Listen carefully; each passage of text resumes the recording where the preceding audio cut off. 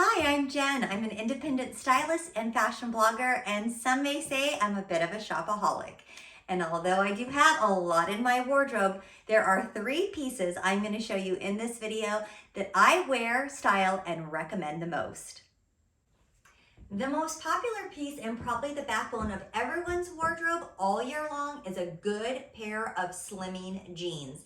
And I've even created Jen's Fit Finder quiz to help you find your perfect fit online without trying them on. And if you can find a flattering pair of jeans that fit, that will go with everything, you'll easily be able to make outfits that you love. Right now, it's tempting to have a denim wardrobe that consists purely of wide leg jeans. Wide leg jeans are by far the most popular and trending jean style this fall and winter. However, sometimes if you're someone who likes to wear an oversized silhouette like the cardigan that I have on, or an untucked shirt or button up that's a little bit longer, you'll need to find a more slimming leg style that will look better and keep your proportions in play. And for that reason, I highly recommend and always have on in rotation a classic bootcut jean. A classic bootcut jean is one that is distinguishable by a leg shape that is slim through the thigh and then slightly tapers to an opening right around 16 to 17 inches wide at the hem. Most of the wide leg jeans that are trending right now have an opening of 20 inches or more and fit a little bit looser through the leg. If you want to wear heels, especially a classic stiletto or a kitten heel, then a bootcut jean is your best bet. A classic bootcut jean has just the right opening in proportion to these skinny or daintier little heels. Sometimes the larger opening at the bottom of a wide leg jean is just a little too big for a skinny heel like this or this, and requires a little bit more of a block or lug heel sole. So if you're someone who prefers a little daintier style heel, then a bootcut jean might be the best option for you. Although a variety of different jean lengths for different heel heights is ideal in a denim wardrobe, there is one length that will work with any heel you choose. And the easiest way to know what that length is to know your full length inseam. And it's simple to find your full length inseam. All you need is a soft tape measure and a fitted pair of pants. Start by placing the tape measure at the center crotch seam on your fitted pair of pants, and then simply step on the tape measure with your heel. Measure from the ground to that center crotch seam, and that is your full length inseam.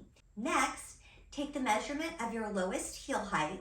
For me, that would be about 2 inches, and add that to your full length inseam. Subtract ½ an inch, and that is your ideal inseam to be able to wear with any heel. That just means with your lowest heel, your jeans will be about ½ an inch up off the ground, and there'll be a little bit more room between the ground and the bottom of your jeans the higher that your heel is. I wouldn't recommend this style of jeans with sneakers, but I would say that you can style them back to a dainty flat, especially a pretty pointed toe flat like this pair. But instead of leaving them long, you'll want to shorten them to your ankle length inseam. If you don't know that number, you can get that measurement by placing a rubber band around your ankle and measuring from the rubber band to the ground and subtracting that amount from your full length inseam. I quickly just rolled these up to show you what it would look like if I hemmed these about 4 or 5 inches to my ankle length inseam. And as you can see, the overall silhouette of the jean changes just a little bit. So instead of a classic bootcut silhouette, these now have an opening closer to 14 or 15 inches, which is a little bit more similar to what you'd see in a straight leg jean. But the opening is still wide enough that I could take a dainty boot that's fitted to the foot and tuck it up and underneath. My clients have a variety of different styles, and when it comes to my personal style, I'm a bit of a chameleon. Sometimes I'm in the mood of something preppy and polished. Other times I want outfits that are boho and laid back, and some days just straight up street style cool. But regardless of what kind of outfit I'm wearing, I almost always have on some type of two-tone jewelry, from earrings to just a simple pinky ring to maybe some layered necklaces. It really doesn't matter what style outfit you have on. If you have at least one piece of two-tone jewelry, it can truly tie the entire look together. This makes it easy to mix your metals so that the buttons on your blazer are gold and the belt buckle that you're wearing is silver. They all work together in the same outfit. My two-tone jewelry collection is a combination of costume jewelry and fine jewelry. And of the fine jewelry that I have, most of it is under $500 in the pieces that I wear every day. Some of my favorite everyday pieces include this two-tone David Yurman pinky ring, this right hand ring, which is a combination of caviar beads in 18 karat gold and sterling silver. And then this open ring, which I think is so great because it not only is a good everyday option for myself, but it makes a really good gift as well. And it's so versatile because of the sizing. It's a little bit more flexible. You don't have to actually know your exact ring size to be able to wear it or gift it. So sometimes I'll wear her on my pointer finger and other times I'll wear her on my middle finger. But the nice thing is that you can wear or gift this ring really easily. The same can be said about this two-tone David Yurman bracelet, which I often wear stacked with other bracelets, but it just is a great wardrobe staple to have. Silver is back and bigger than ever and probably the most popular metallic this season. However, I know that I can wear and style the new pieces I got, like these Celine hair barrettes, back to some of my wardrobe staples because of the two-tone jewelry pieces I already have in rotation. I recently purchased these Bottega-inspired earrings that normally retail for close to $2,000 on Amazon, but when I wear them styled back to my Lagos or David Yurman two-tone staples, the whole look looks elevated and expensive.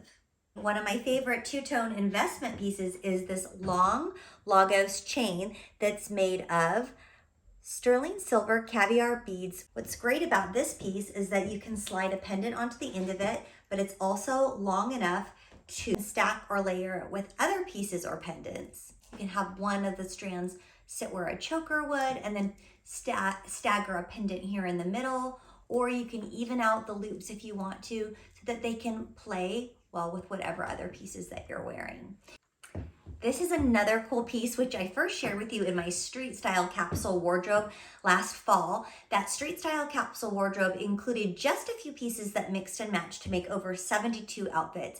And one of the key pieces was a choker, and one of the other key pieces was a classic motorcycle jacket. And as you can probably imagine, most motorcycle jackets come with a lot of hardware, and sometimes that hardware is gold and sometimes it's silver. So having a two-tone accessory that will work with it no matter what is the best way to get the most bang for your buck from all of your pieces. And this one is super cool because the clasp is completely hidden within the design of the necklace. To place it, however, looks best with what you're wearing. When I worked for Nordstrom, I got a pretty good employee discount, but when I started shopping on my own and sourcing for closetchoreography.com, this ironically was my first big regular price purchase. And no, I didn't buy her when I was dressing up for work every day. I bought her when I started working from home. So if you haven't already met, allow me to introduce you to Miller, Veronica Beard's and my best-selling blazer. I absolutely love this blazer style, and although I have often looked for and found very similar versions, I have yet to find anything that comes close in quality, fit, and versatility. This jacket was designed with flattering a woman's figure in mind. It has an exaggerated shoulder or shoulder pad, and anytime you exaggerate or define your shoulders, you're naturally going to slim your waistline, and who doesn't want a slimmer waistline? I also love that this blazer, even when it's unbuttoned, still has a waistline. And because it's just slightly shorter than the average double-breasted blazer and has that exaggerated shoulder and nipped-in waist, I believe this is the best blazer to wear over a dress or skirt and still keep your feminine silhouette and proportions intact. One of the best things about this blazer is that it's available in a bunch of different color combinations and hardware choices and in sizes 00 to 24.